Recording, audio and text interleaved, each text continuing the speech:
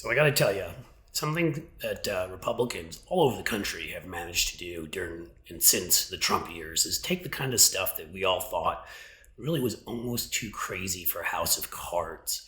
With those of us who worked in this business would watch something like that and say, that couldn't really happen. And they've taken that stuff and they've pulled it right out of the TV set and put it into our reality. That's right. I'd like to tell you a little story this time. Let's sit down for story time with Cliff. So you see, I'm reading this thread by Michael Broadcorb, and I apologize if I'm mispronouncing his name, author. I think he was a former reporter, communications, I believe, professor in Minnesota. And he became interested in this story. He saw that at a gathering of Republicans, somebody introduced as Marisa Colby got up and gave a speech. But she seemed very angry, he was told after the introduction. Folks didn't understand why. Why would this woman be so upset? She was introduced, she got up, she spoke, seemed to go well, because it turned out that she wanted to be introduced by her alias. Ava Michaels. I gotta give her the thumbs up with the Ava stuff there. Nice, taking it back to the Hitler reference. Ava Michaels was apparently the name that she used for the campaigns, plural, that she consulted on for people running for state senate and house in Minnesota. Why? Why would somebody use an alias? As Michael Broadcorb pointed out, I have never used an alias in the political work I do. Nobody I know has ever used an alias. Why would you use an alias? And why would you be upset when somebody introduced you by your real name? He asked around more, and he found out that the Republican Party in Minnesota knew she was using a fake name. Still, no problem with it. No problem with this woman consulting on their campaigns, helping in whatever way she helps, which we'll get to. He emailed her, asked her about it. What's wrong? Why are you upset about the fact that you were introduced as Marisa Colby? That is your legal name. He couldn't get an answer, emailed, called, the rest. And he kept looking around, kept talking to connected Republicans, and then he came across the answer. Turns out that Marisa Colby, a.k.a. Ava Michaels, well, how shall we say this? She pleaded guilty to engaging in prostitution back in 2015.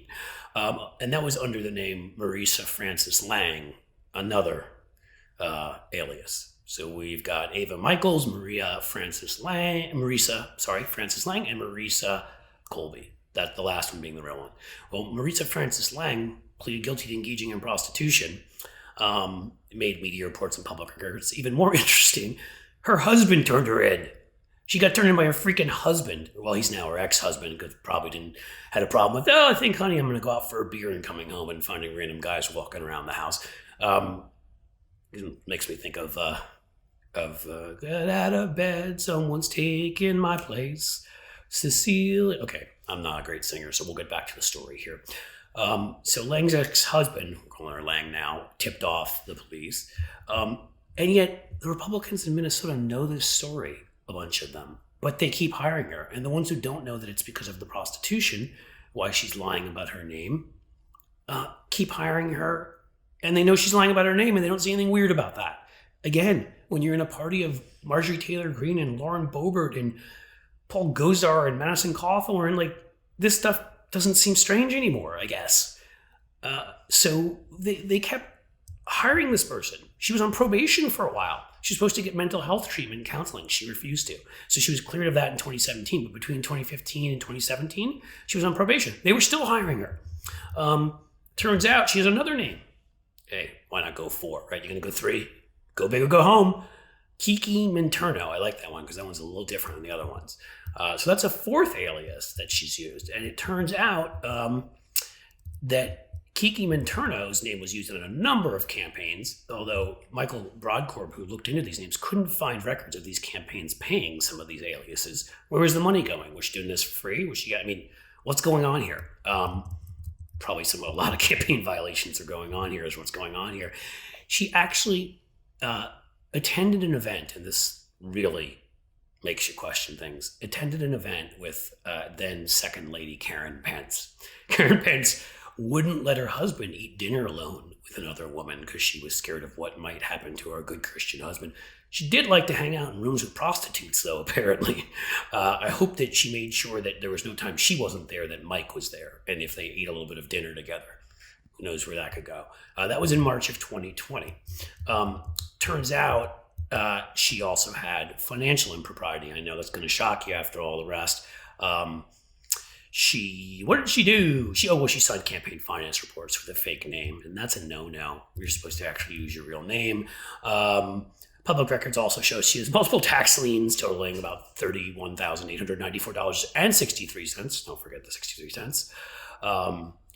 That may be why her name's not appearing on these campaign finance reports. They don't want that. I mean, it just goes on. 2 felony counts of financial exploitation of a vulnerable adult.